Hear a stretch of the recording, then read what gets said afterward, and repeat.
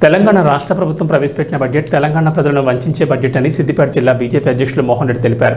రైతులకు ఇప్పటివరకు ₹1,00,000 రుణమాఫీ చేశారని, ఇంకా 2 లక్షల రుణమాఫీ చేయలేదని, రైతు బంధు కూడా ఇవ్వలేదని ఆయన విమర్శించారు. తెలంగాణ రాష్ట్ర ప్రభుత్వం ప్రవేశపెట్టిన బడ్జెట్ నిరసిస్తూ సిద్దిపేట పట్టణంలోని అంబేద్కర్ విగ్రహం ఎదుట బీజేపీ నాయకులు నిరసన తెలిపారు. మోడీ తెలంగాణ పేరు చెప్పలేదని ప్రశ్నిస్తున్న రేవంత్ రెడ్డి కొడంగల్కు 400 కోట్లు తీసుకోవచ్చు కానీ సిద్దిపేట పేరు ఎందుకు ప్రకటించలేదని ఆయన ప్రశ్నించారు. ప్రధానమంత్రి నరేంద్ర మోడీ 3 కోట్ల ఇండ్లు ప్రకటిస్తే అందులో తెలంగాణకు రావా అని సీఎంను ఆయన ప్రశ్నించారు. నిన్న రాష్ట్ర ప్రభుత్వం బట్టి విక్రమార్క ఆర్థిక మంత్రి గారు ప్రవేశ బడ్జెట్ను చూసినట్టయితే ఇది పూర్తిగా తెలంగాణ ప్రజలను వంచే బడ్జెట్ తప్పితే ఇంకొకటి కాదు. ఇలా వాళ్ళు ఇచ్చిన ఎన్నికల హామీలో ఎక్కడ కూడా బడ్జెట్లో స్పష్టత లేదు. ఇలా 2,20,000 కోట్లతో బడ్జెట్ ప్రవేశపెట్టినా అని చెప్తా ఉన్నావు. ఇలా అందులో 70,000 కోట్లు అప్పే తీసుకొస్తానని చెప్తా ఉన్నావు. ఒకవైపు లాస్ట్ గత ప్రభుత్వం కేసీఆర్ ప్రభుత్వము ఇలా వాళ్ళ ఎఫ్ఆర్బిఎం పరిమితులకు మించి 6.5 లక్షల కోట్లు అప్పు చేసిందని నువ్వే చెప్పినావు. మళ్ళీ ఏడికెంచి నువ్వు అప్పు తీసుకొచ్చి 2,20,000 కోట్లతో నువ్వు అభివృద్ధి చేస్తావని చెప్పేసి ఈ సందర్భంగా ఈ ప్రభుత్వాన్ని నేను అడుగుతా ఉన్నాను. ఇలా మొత్తం కూడా ఈ ప్రభుత్వాన్ని ఇలా ప్రజలను తప్పుదారు బడ్జెట్. ఇలా ఎక్కడ కూడా రైతుల హామీల విషయంలో స్పష్టత లేదు. 2 లక్షల రుణమాఫీ అన్నావు, ₹1,00,000 రుణమాఫీ చేసినావు ఇప్పటి వరకు. అక్కడ అన్న కూడా స్పష్టత లేదు. అన్న కూడా అనేక కొర్రీలు పెట్టినావు. ఇలా ఒకవైపు రైతు బంధును ఎగ్గొట్టినావు. ఇలా ఆ రైతు బంధులు పైసలే తీసుకొచ్చి ఇలా రైతు రుణమాఫీ అంటున్నావు. ఇంకొక వైపు ₹500 బోనస్ అని చెప్పినావు. మళ్ళీ ఇలా సన్నోట్లకే బోనస్ అంటూ చెప్తున్నావు. ఇలా తెలంగాణ ప్రజలు పండించేది సన్నోట్ల దొడ్డోట్ల అని చెప్పేసి రేవంత్ రెడ్డిని అడుగుతా ఉన్నాను.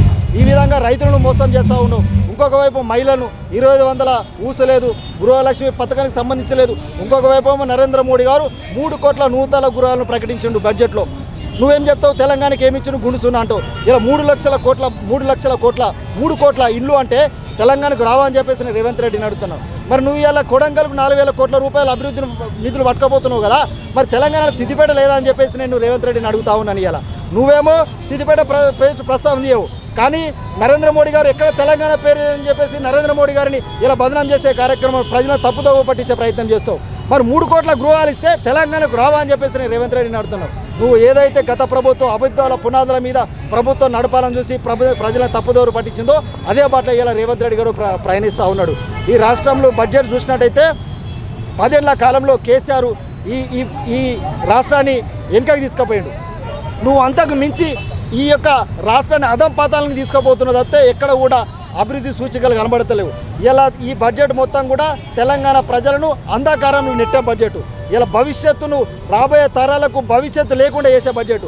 కాబట్టి ప్రజలన్నీ కూడా అన్ని విషయాలు గ్రహిస్తాను. నువ్వు ఎన్ని అబద్ధాలు చెప్పినా ఎన్ని చేసినా కూడా గతంలో కూడా గత కేసీఆర్ ప్రభుత్వంలో కూడా నిజంగా గ్రామాల్లో కానీ ఎక్కడైనా అభివృద్ధి జరిగిందా అంటే అది నరేంద్ర మోడీ గారు పంపించిన నిధులు తప్పితే కూడా ఆ రోజు కూడా కేసీఆర్ కూడా ఎక్కడ కూడా తన అభివృద్ధి మార్కు చూపెట్టలేదు.